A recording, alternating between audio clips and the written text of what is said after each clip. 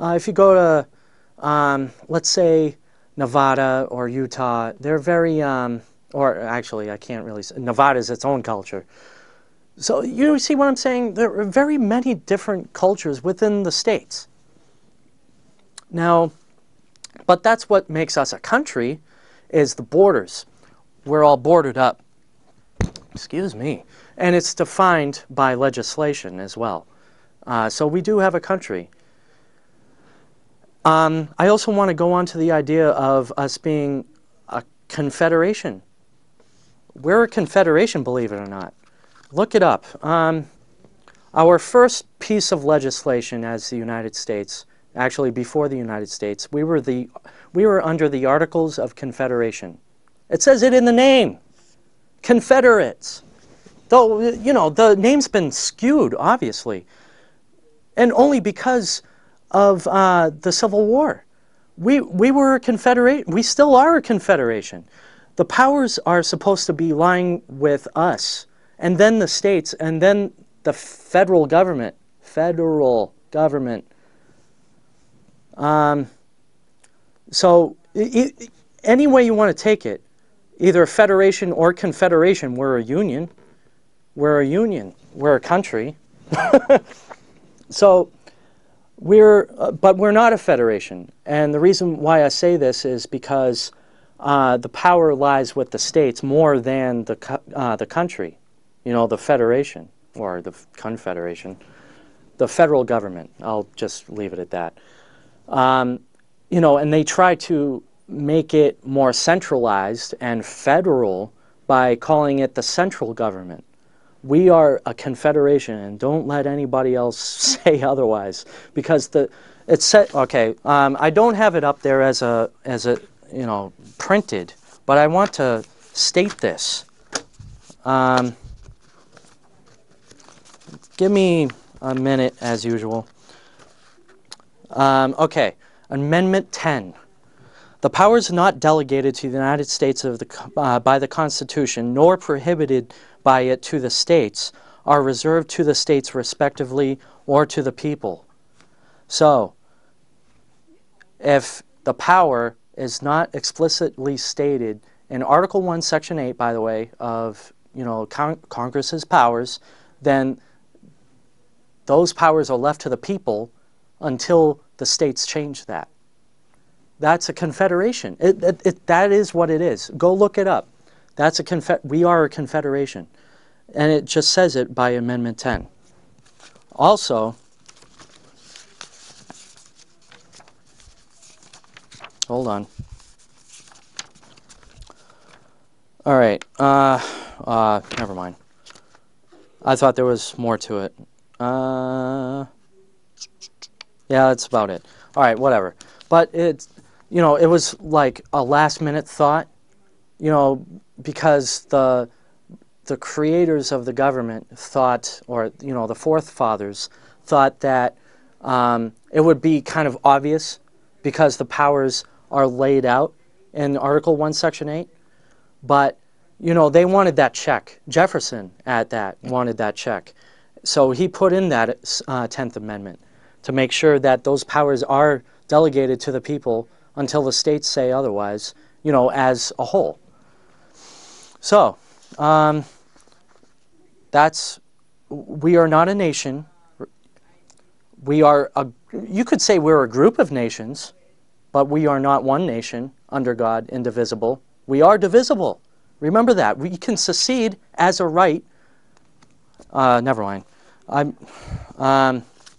Okay, if you don't really understand my thought process, go look at my other shows that I've made. I only have 15 minutes left? You got to be kidding me. All right. So, the cycle of democracy. This is something that I had to... I looked this up about a year ago, and I'm like, holy crap, this makes total sense. The last slide on the thing, the last slide is called the cycle of democracy. Yeah, there we go. This is the cycle of democracy as written by, or at least thought up by John Risley. And so basically, we started in bondage as colonies. So from bondage to spiritual faith.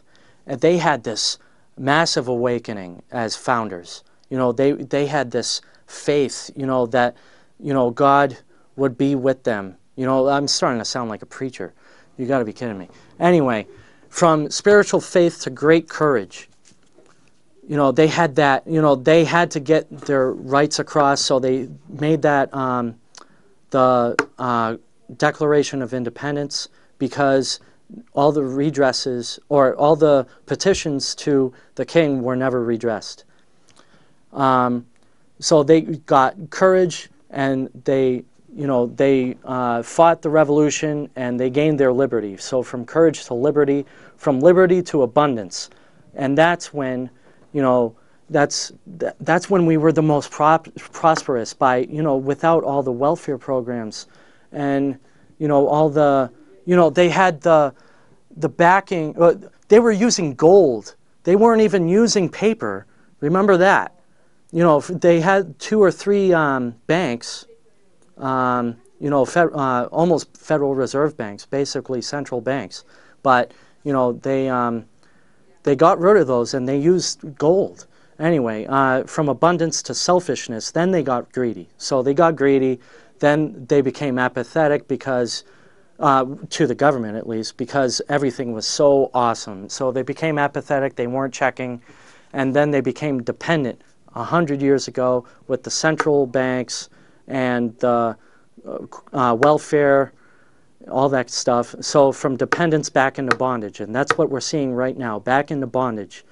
Oh my, I hope we can prevent this, and that's the whole point of this show, and Freedom Watch, all this other stuff. That's why I'm making this show. I don't want to see us, fall off as a country. Wow, I went right through that. That was awesome. So if you have any, call me. If you have any questions, comments, well, questions I'm probably not very good at yet. Hopefully, I'll tell you my opinion. I'll tell you that.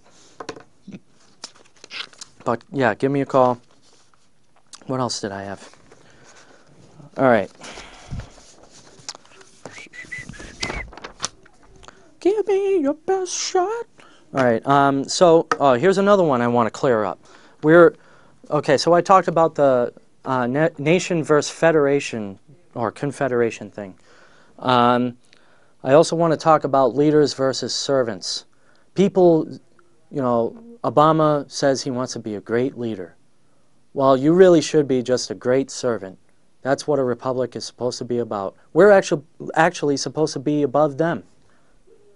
They're supposed to be our servant. They're supposed to do our bidding, if you will. You know what I mean? We're the king, not them. You know what I mean? So when they say, we're going to be the great leaders of this country, or of the world at that, now Obama's actually doing the whole UN thing, which is treason, and it says it in Article 2. Basically, he's, just all over the place, and doing his own thing, because he's a leader. All of what he's been doing is basically illegal. A lot of stuff. I can't say all of it. Though I really have to admire him, though. Actually, I personally admire him over this, Eric Holder and the terrorist type of thing. I think he's probably doing the right thing because they are technically civilians.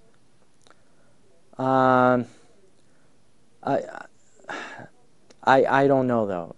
There's a lot to it, and I actually have a lot of reservations, in my own opinion, about the whole, I'm going to sound like a nut job. I don't believe that 9/11 really was created by terrorists. There's not enough evidence. They did a sloppy job in the first place. There's no evidence against these people. And why weren't they interviewed by the media? Just because they're terrorists? Why wasn't Hassan, 2 weeks ago, or maybe 2 weeks ago, I think, that whole Hassan thing happened when I had my last show. It was the same day. I can't see as to why a government employee, whether he's a terrorist or not, he was employed by the government, why wouldn't he be interviewed?